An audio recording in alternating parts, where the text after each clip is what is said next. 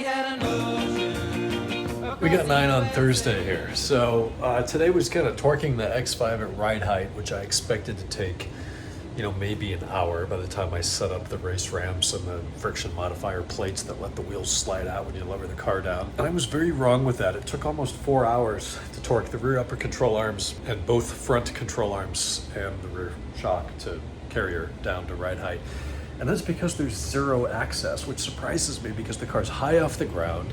It's got just loads of room everywhere. You can put a family of 4 under the hood in addition to the M54. Not that the control arms are under the hood, but it's big, and the components are like the same size as an E39, but I expected to have room, and that wasn't the case. So you have to get really creative with sockets. You got to remove the rear right headlight level sensor bracket so you can counter hold the 18 millimeter on the inside subframe side of the tow arm. It's a massive pain in the ass. And then in the front straight arms are easy. Could be easier. The subframe comes down where the control arm fits and it like swoops out.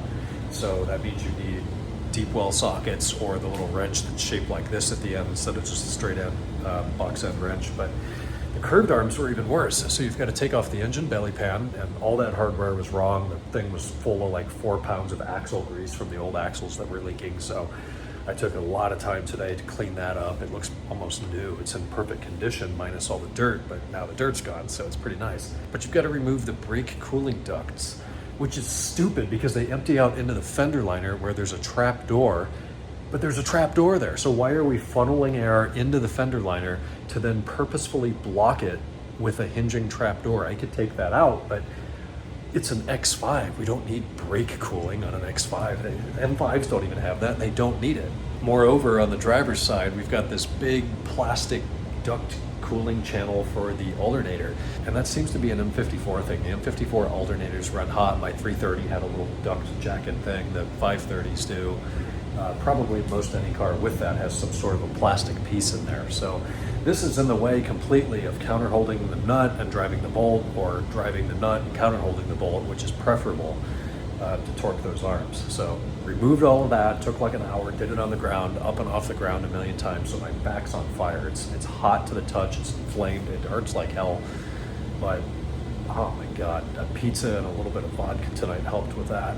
But it's done. We got the axles torqued down too. They're 400 and something Newton meters. It's like 310 pounds.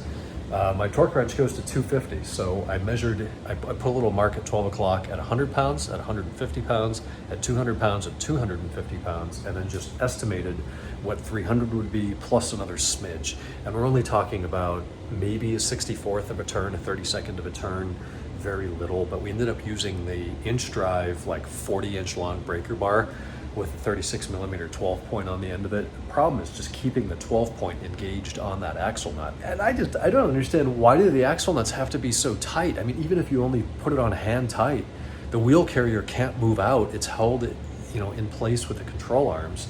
So I could see 100 pounds, I'll even call it 200 pounds, but 300 pounds of torque? Like, who the hell has a torque wrench that goes up to that? I'm not torquing 991.2 turbo center locks here. But that's the end of Thursday. I'm cooked. This week has absolutely kicked my ass. We've got one more day tomorrow to get some stuff done. We did get rid of a car today, the car from Sacramento, Tyag 03 M5. He came in for fluids and an inspection, and then ended up approving most of the things or the recommendations from the inspection, which made it a lucrative project, but it just bad timing. We had so many other projects going on. I really didn't have the capacity in terms of manpower to expand his project that far, but he was patient. We got it done. So that's delivered. He should be home now. Seems very happy with the car. We get rid of another one tomorrow, the Imola red car. Engine's in that. We got the AC charged. We had some misfire codes on cylinders. Was it 567 or 678? He declined rather to have the plugs replaced during the build. So we did the plugs today, moved coils around too, but we're not getting any misfires back. He also had an active code for the DME box fan, which we replaced, and obviously that code is gone. So he's got some engine oil leaks now from the upper oil pan and the lower timing cover, but he declined the repairs when the engine was out of the car. So now it's in the car. Now we're talking about like 20 some hours to go in there and just do those gaskets, and you'd be a fool to do that when you've got original timing chains and guides on, yes, a low mileage, yes, a late production engine, but it's still old.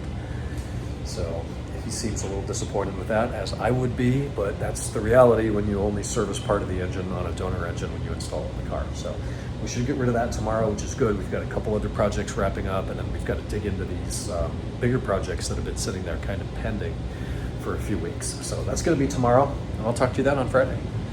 Bye.